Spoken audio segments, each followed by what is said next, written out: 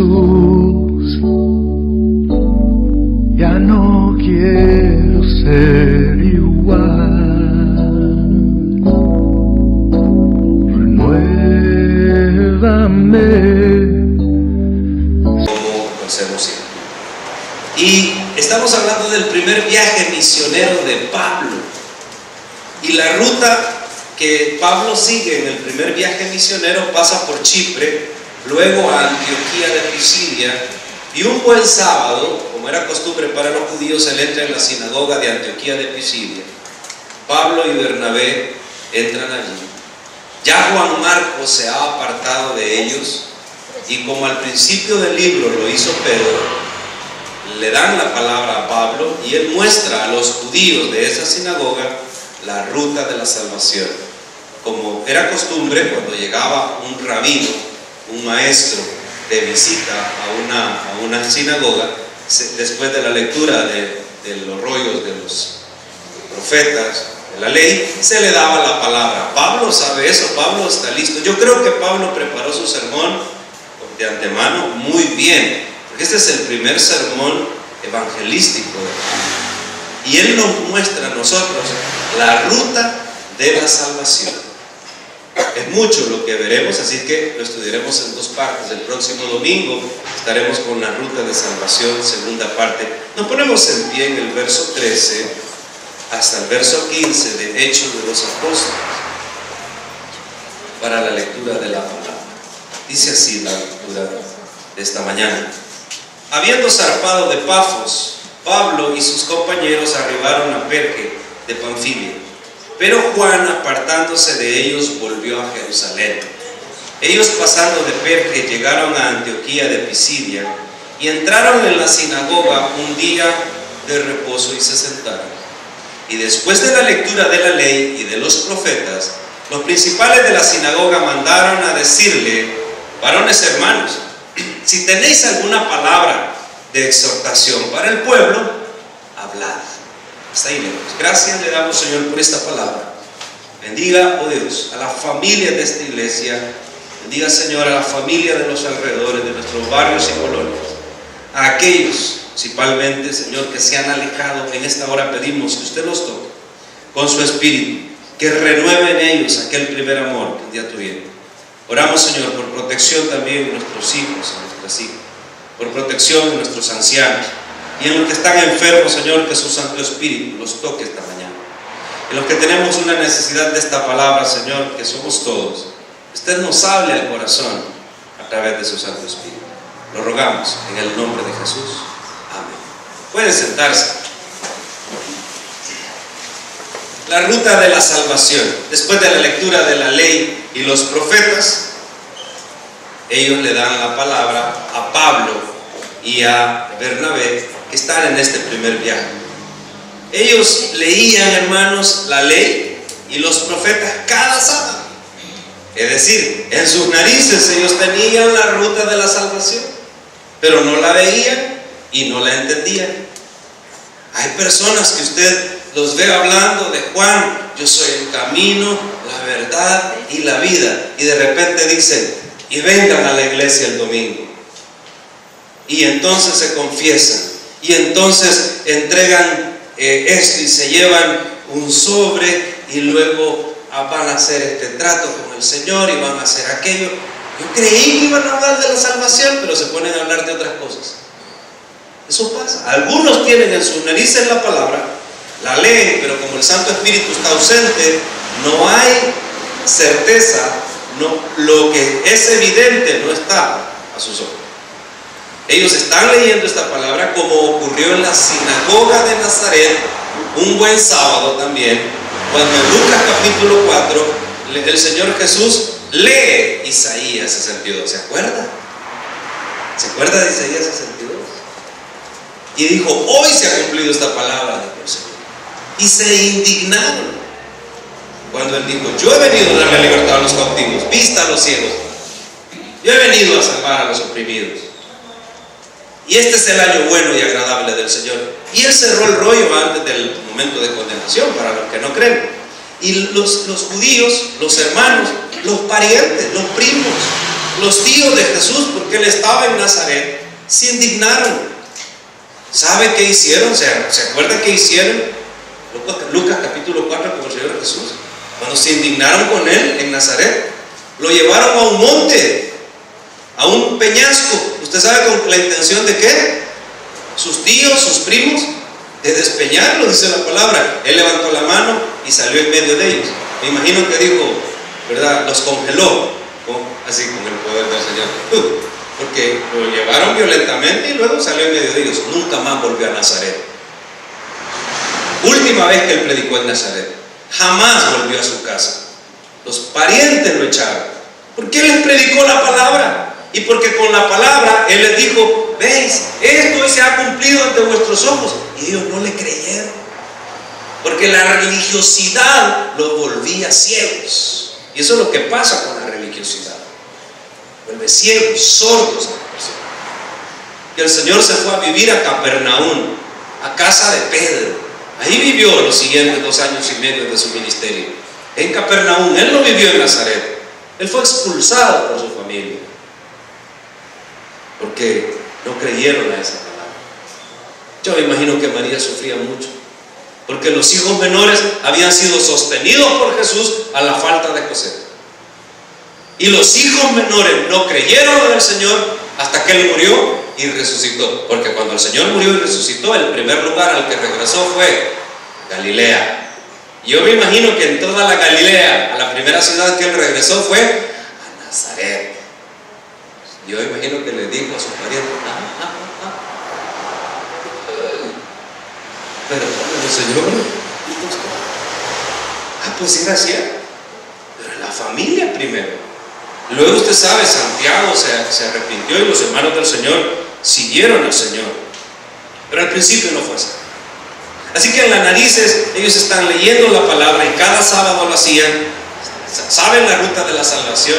Cuando leen a Moisés, cuando leen el Génesis y leen a Abraham, al padre de la fe, y luego ven la historia de cómo Dios sacó de Egipto a ese pueblo, cómo le dio la ley a Moisés. Ellos leen la ley, leen el Pentateuco, pasan por los jueces, llegan a los reyes, leen los profetas, y todos los profetas y la ley nos hablan de Cristo. Amén, hermano. ¿De quién habla Miqueas 5:2? ¿De quién habla Isaías cuando dice el tronco de Isaí? ¿De quién hablaba Jonás? ¿O qué representó Jonás al estar 3 días en el pez? Sino la muerte y resurrección de Cristo. Todos los profetas, toda la profecía habla de Jesús. Pero ellos lo leían una y otra vez y no lo entendían. Y no lo entendían precisamente por esa religiosidad de la cual hablo. Así que Pablo, en el verso 16, levanta la mano y dice: silencio, varones israelitas y los que teméis a Dios, oíd.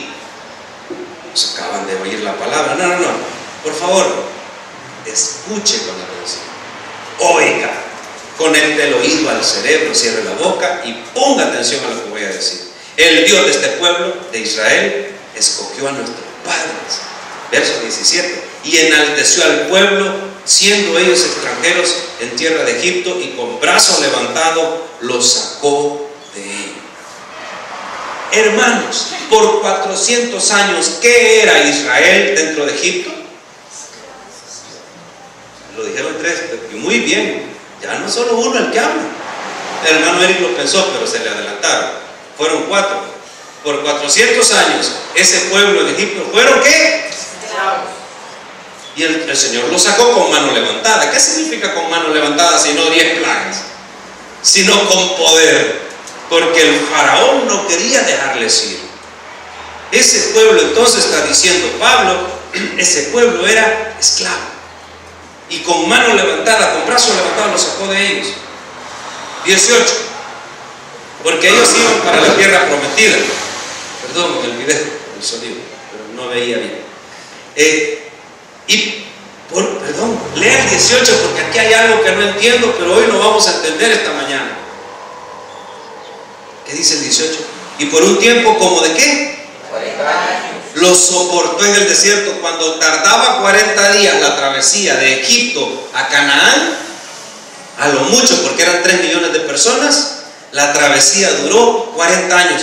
Bueno, los saca con mano levantada, con un gran poder, y los hace vagar 40 años en el desierto. Aquí pasó algo. Y tenemos que poner atención y preguntarnos, ¿qué pasó acá? Porque era un pueblo esclavo, un pueblo condenado a muerte, porque un esclavo está condenado a muerte. Y el Señor los sacó de Egipto, y cuando los sacó de Egipto, los hizo pasar por un lugar, que es un milagro el cual no se ha podido todavía, algunos no lo creen. ¿Se acuerdan por dónde los hizo pasar? Porque para salir de Egipto tenían que pasar hacia la tierra prometida, que incluye el Sinaí y la llanura fértil de Canaán. Los tuvo que pasar por el mar. Amén, hermano. Y pasaron por encima o por abajo. Abajo, por el medio. El mar se abrió y el mar era rojo como la sangre de nuestro Señor. Porque el Señor dice: ustedes estaban muertos en delitos y pecados. Amén, hermano. Todos nosotros estábamos en Egipto. Los cristianos tenemos bromas bien raras. Cuando vemos un hermano que como por 2 años no lo hemos visto, le decimos: hola, hermano, ¿qué tal? Bienvenido a su iglesia. Andaba por Egipto, ¿verdad? Y tal vez el hermano estaba estudiando o trabajando en Suecia, en Arabia, en algún lugar. Y el hermano: no, hermano, por ahí andaba. Ah, vaya, porque este se fue a dar una vuelta a Egipto, decimos, ¿verdad? ¿Qué significa Egipto? Sino el pecado. Y el pecado implica o lleva a ¿qué? A la muerte. Así que nosotros también estábamos muertos y fuimos bautizados. Fíjese, todo el pueblo de Israel fue bautizado por el Mar Rojo, porque cuando salieron era un pueblo libre, eran esclavos en este lado de la tierra. Ellos pasaron el Mar Rojo y fueron bautizados por el mar, color rojo. No es color rojo, pero se ve rojo por las montañas de alrededor. Y cuando llegaron al otro lado eran libres, y yo creo que eso significa la sangre de Cristo. Es porque el Señor nos está hablando, ya dije, en toda la ley y los profetas, de Jesús. El Señor también, amados hermanos, nos bautizó, no con agua, porque lo que verdaderamente nos quita el pecado es la sangre suya. Esa sangre derramada por cada uno de nosotros. Ellos van camino a Sión, porque donde va a estar el lugar de adoración en Canaán es en Sión, en el monte. Hay unos montes ahí que es Monte Olivos, está el Monte Sión, está Monte Oreb, y en uno de esos lugares Abraham intentó sacrificar a su hijo Isaac, y el Señor le dijo: momento, no lo mates. He ahí un carnero, sacrifica. Pero usted sabe que Abraham, en su fe, él dijo: el Señor me va a proveer, el Señor va a hacer algo. Me ha costado tanto este hijo, 25 años prometiéndolo. Después la Sara se rió, le tuvimos que poner Isaac, que significa risa o gozo. Y hoy, 15 años a este muchacho, lo voy a sacrificar. Cuando el Señor le dijo: un momento. Y en ese mismo lugar donde Abraham construyó el altar, adivine qué lugar es, hermano. Un lugar que después, cuando extrajeron tanta piedra caliza, tanta piedra para construir una ciudad que se llama Jerusalén, ese lugar quedó perforado como con ojos y como con una boca tenebrosa, y los judíos le llamaron Golgota, el monte de Holocausto. En la cumbre de ese pequeño, no es ni un monte, es una lomita. En esa lomita fue sacrificado nuestro Señor. Pero lo que importa no es si es loma, monte o montaña, sino que el Señor viene trabajando desde el principio de los tiempos en darnos un mensaje a nosotros.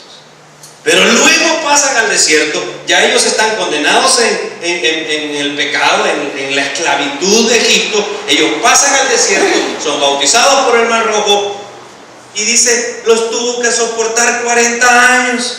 Ahora, ¿por qué fueron 40 años que tuvieron que andar en el desierto? ¿Por qué, hermanos? ¿Alguien me da la respuesta, por favor? Sí, por todo eso. Pero ¿por qué tuvieron que ser 40 años? Porque los pudo haber castigado 10. Para que se murieran todos los murmuradores y todos los que no creyeron viendo la mano y el brazo levantado de Dios. Si no creen viendo eso, no van a creer nunca nada. Y en esos 40 años murió toda la generación de todos los pérfidos murmuradores, excepto cuántos. ¿Excepto cuántos? ¿Por qué esos dos no murieron? Porque tenían fe. Así que la salvación siempre ha sido, será por fe. Porque cuando están pasando el mar, llegan a la primera expedición y están en el campamento, Moisés dice: enviaré a un príncipe de cada una de las tribus de Israel. ¿Se acuerda de eso? Y cada uno de los príncipes sale. De Judá se llamaba Caleb. De Efraín se llamaba Josué, hijo de Nun. De las otras 10 tribus, no sé ni me importa, porque murieron de todas maneras y la historia no nos dice quiénes eran. La historia no te cuenta sobre perdedores, la historia te cuenta sobre los que tuvieron fe y fueron ganadores. Porque de los 12 jóvenes que fueron a inspeccionar la tierra prometida, solo sabemos que de Judá fue Caleb y de Efraín fue Josué. ¿Por qué sabemos eso? Porque fueron los únicos dos que decían: momento, son grandes, son gigantes, pero con una pedrada no hay problema. El salvadoreño es chiquito, pero yo no sé si usted vio a un salvadoreño que en Nueva York está así, un hombre con una pistola, le dispara y saca el machete. Lo que importa es tener valor. Y un poco de también de, no sé, era de exaltación en el momento, porque todo el mundo decía después: si este lo hubiera pensado bien, no saca el machete. Es que tundo no es. El otro le disparó, como decimos en buen salvadoreño, para salvequearlo. ¡Pum, pum! Y después, cuando lo hizo, se le trabó la escuadrita. Entonces el salvadoreño dijo: ajá, hoy es mi turno. Sacó el machete. Pues eso era Josué y ese era Caleb, dispuestos a pelear, aunque tenían desventaja aparente. Si el otro tiene pistola, yo tengo corvo, ¿quién gana? Aparentemente el otro. Pero cuando hay valor, Dios apoya eso. ¿Y por qué hay valor? Porque hay fe. Si el Señor pudo contra Faraón, ¿cómo no va a poder contra estas tribus cananeas? ¿Qué era Egipto sino un imperio? ¿Y qué son estas tribus cananeas sino un atajo de vagos, de salvajes, idólatras de sexualidad, homosexuales a más no poder, incestuosos, enfermos? Eso era, son grandotes. ¿Y qué? Si entre más grandote, más fuerte es el sopapo. Ya vea usted, ¿verdad? Los jugadores bien grandotes que contratan, no me voy a meter en problemas con el partido de ayer, porque aquí estamos bien divididos en la iglesia, que se apena. Pero yo veo que hasta anémico llegó a jugar un jugador por allá en un equipo. Así dicen que hasta anémico llegó. Pero veo al tal Alexis, ¿verdad? Que ya tiene sus 2 años de estar ahí bien comidito. Bueno, mejor un anémico que tiene valor que un grandote que es cobarde. Y eso es lo que pasó acá. Por 19, y habiendo destruido 7 naciones en la tierra de Canaán, porque al final, ¿quién destruyó las naciones? El Señor. Les dio su herencia en territorio, pero en todo este tiempo, la murmuración, el pecado, la falta de fe, hizo que esos 40 años se convirtieran en la condena de una generación completa. El Señor luego conquista 7 naciones, suficiente para que creyeran, ¿verdad? Los ha sacado con brazos levantados. Acuérdense que Pablo le está diciendo, le está recordando la ruta de la salvación a los judíos en Antioquía, en la sinagoga. Y luego Pablo le dice, y luego, verso 19, el Señor destruyó 7 naciones en la tierra de Canaán y le dio en herencia su territorio. Así que suficiente para creer. Pues no creyeron. Porque por 450 años, luego dice el verso 20, después como por 450 años le dio jueces hasta el profeta Samuel. Hoy sí van a creer, ¿verdad? Porque Samuel era un profeta, sacerdote y era además un juez. Tenía todos los oficios, solo le faltaba ser rey. Solo ese le faltaba. Pero él sabía que él no podía ser rey. Ahora, en estos 450 años que el Señor levantó a los jueces, ¿por qué levantaba a los jueces?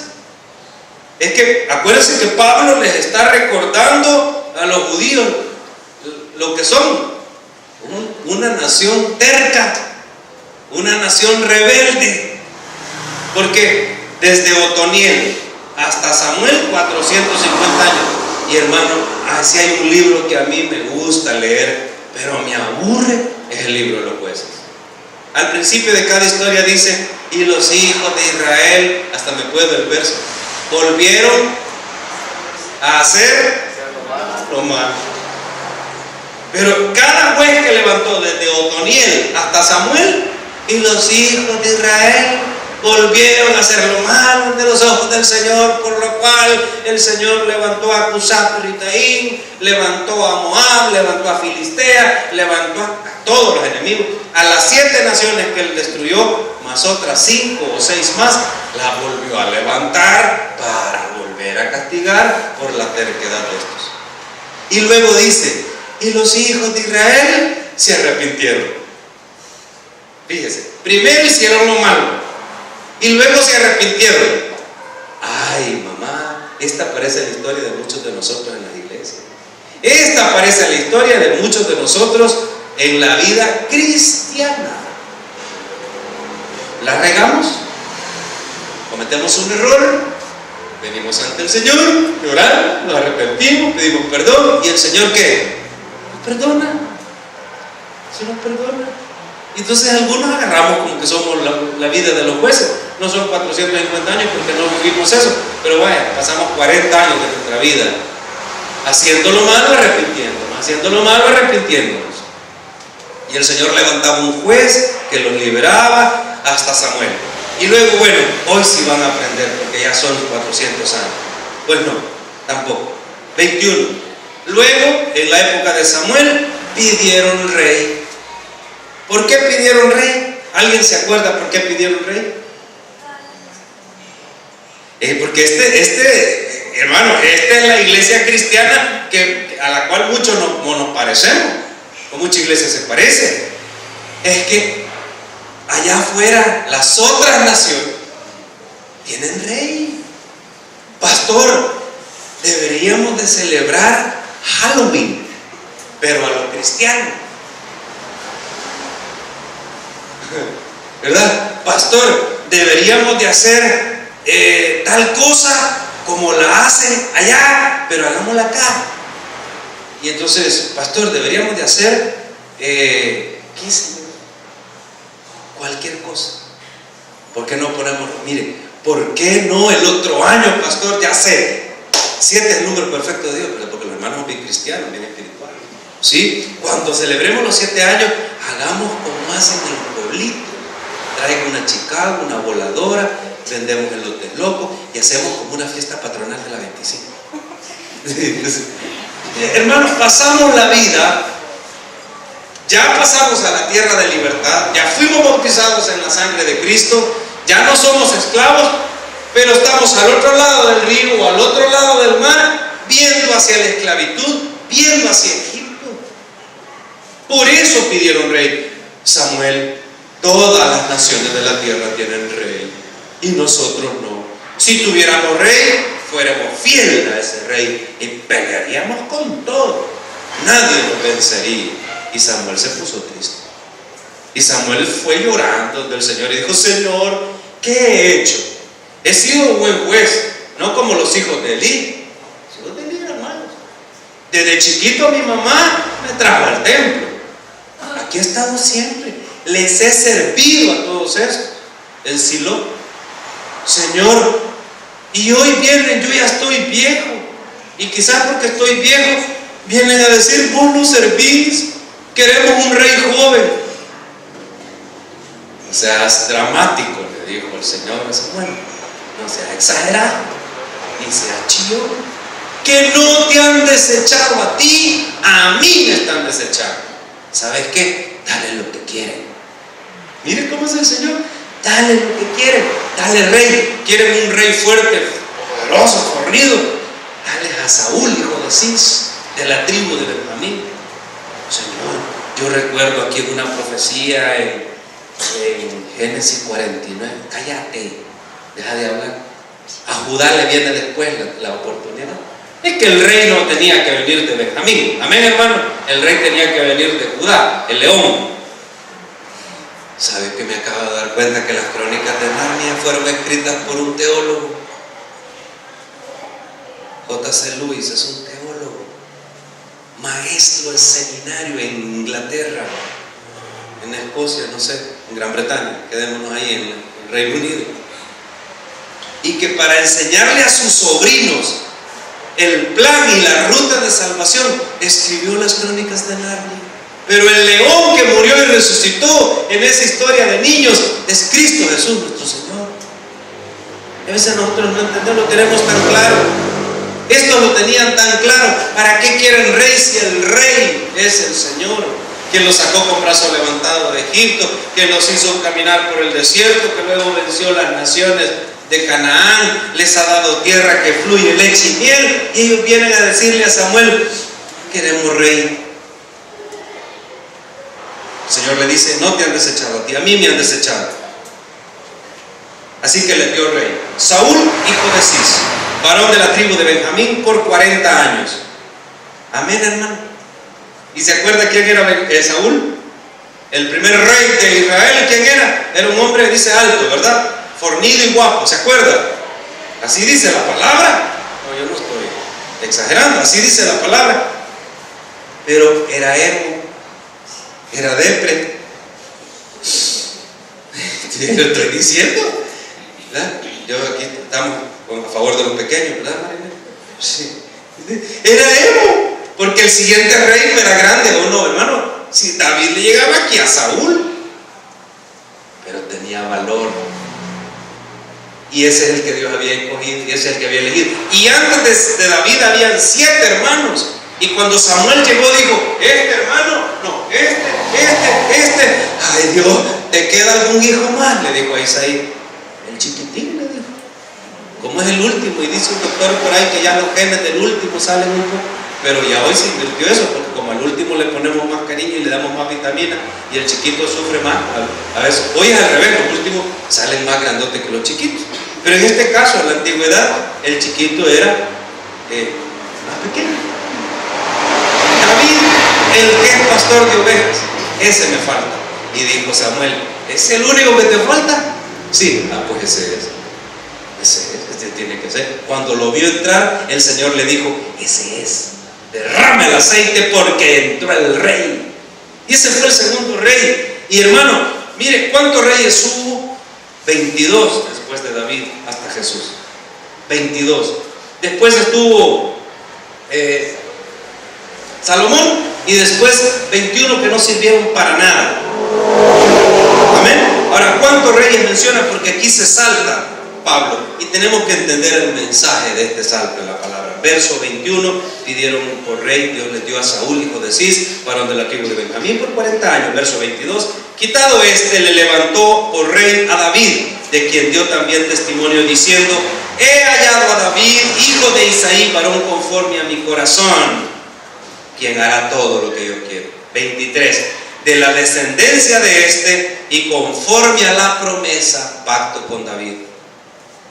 Dios levantó a Jesús por Salvador de Israel. El Señor se saltó 1000 años en esta palabra que le dio a Pablo. ¿Cuántos años, perdón? 1000. En otras palabras, hermano, vamos a ser así un poco honestos. Entre David y Jesús, todo lo que pasó, dígame ahí quién verdaderamente tocó al Señor y dijo: este es uno que yo. Ninguno. Sí hay profetas, sí hay hombres, sí hay mujeres, sí hay, pero uno que estaba en esta línea de ser el rey que él anhelaba, no había ninguno, porque no hay hombre que podía cumplir las expectativas del verdadero rey. Por eso, en otras palabras, no hay uno digno de ser llamado rey sino Jesús. Por eso, desde la descendencia de este, conforme a la promesa, Dios levantó a Jesús por Salvador a Israel. Antes de su venida predicó Juan el bautismo de arrepentimiento a todo el pueblo de Israel. Hermano, viene Pablo contando la historia desde Abraham, Moisés, los jueces, los reyes, y todos los judíos están atentos. Y de repente Pablo dice: y después de Saúl levantó a David. Y entonces el judío que se puede la Biblia de pe a pa, como el cristiano que es bien iglesiero y conoce la Biblia, más no conoce al Señor, porque conocer la letra no significa conocer su palabra. Tenemos que tener claro eso, hermano. Conocer su palabra solo es posible a través del Santo Espíritu. Pero hay gente que conoce. Yo conozco gente que discute sobre un montón y son eruditos en la palabra. Yo me imagino a los judíos diciendo: ya habló de David, ya habló de Saúl, ya habló de David. ¿Quién sigue? Salomón. Pablo no habló de Salomón, no habló de Roboam, no habló de Joás, no habló de Josafat, no habló de Josías, no habló ni de Ezequías, ni de ningún buen rey, porque en Judá hubo como 4 buenos. No habló de nadie, que nadie importa. Después de David y su promesa, Jesús.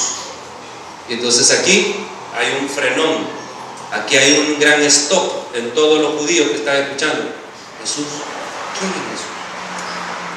Jesús fue bautizado por Juan el Bautista. Juan el Bautista, sí. Jesús no es el crucificado. Un momento, sigo predicando, dijo Pablo. Y Juan predicó el bautismo de arrepentimiento al todo el pueblo de Israel, verso 25. Mas cuando Juan terminaba su carrera, dijo: ¿quién pensás que soy? No soy yo, él. Mas he aquí viene tras mí uno, de quien no soy digno de desatar el calzado de sus pies. Varones, hermanos, hijos del linaje de Abraham. Hermano, esto es la parte del sermón que es la parte medular o exhortativa. Cuando viene lo que algunos no quieren. A algunos les gusta el sermón hasta cierta parte. Aquí cuando ya dijo: varones, hermanos, hijos del linaje de Abraham, y los que entre vosotros teméis a Dios, a vosotros es enviada la palabra de esta salvación. Porque allá en Jerusalén sus gobernantes, aunque conocieron a Jesús, los sacerdotes y el sumo sacerdote, aunque conocieron a ese Jesús del cual yo le estoy hablando, adivinen qué, lo mataron, lo condenaron. En una Pascua hace 10 años, yo no sé hace cuántos años fue esa Pascua en este momento, pero vamos a suponer hace unos 10 años, lo mataron. Pero la salvación no haya venido a ustedes, porque toda la ley, los profetas, los reyes, terminan en Jesús. La palabra termina en Jesús. La vida termina en Jesús. El que no llega a Jesús, ahí se le acabó la vida. Hay gente que me dice, gente bien incrédula, bien perversa, amigos de filósofos de la universidad. Ajá, David, ajá, fulano. Imagino que tú tienes alguno de esos y algunos tenemos. ¿Cuándo es que va a venir Cristo? Mi abuelito, mi papá que era cristiano dice: Cristo viene, Cristo viene. Y vean, año 2013 y Cristo no ha venido. A ustedes están engañados. ¿Cuándo es que Cristo viene? ¿Cuándo viene Cristo? Bueno, usted dígale, si usted es cristiano, ¿verdad? Para mí, Cristo ya vino. El día que Él me encontró. Porque no lo encontré yo a Él. Él me encontró. Él me llamó y Él dijo: tú. Ese día Cristo vino. Y para vos, Cristo ya vino también. Porque veo que estás como aquel Elimás, el mago, en prisión de oscuridad y en maldad. Y que aunque las cosas se te presenten tan claras y evidentes, no vas a creer. La iniquidad ha llegado a tal nivel que Juan 3:18 declara de este tipo de personas: los que no creen ya han sido condenados. Y lastimosamente hay gente que por más que nosotros hagamos, están como esos. No creen, ya han sido condenados. Pero para nosotros, Cristo ya vino. La ruta de la salvación para nosotros está clara. Pero para estos que están en la sinagoga de Antioquía de Pisidia, la ruta de la salvación seguirá la próxima semana. Para nosotros, Cristo es una verdad, Cristo es una realidad, Cristo es nuestra vida, Cristo es todo. Él es nuestro respirar. A mí nunca me habían sudado los ojos en una alabanza, hasta que me morí en esta iglesia. Ya sabe que los monterrosos no lloramos, solo nos sudan los ojos. Pero Él es nuestro respirar, Él es nuestro todo. Y ahí terminamos nosotros. De ahí en adelante, ¿qué importa lo que venga, hermano? Con Cristo somos más que vencedores. Vamos a orar. Gracias te damos, Señor, en esta hora, Padre Santo, por lo que en esta iglesia amamos, hombre, creemos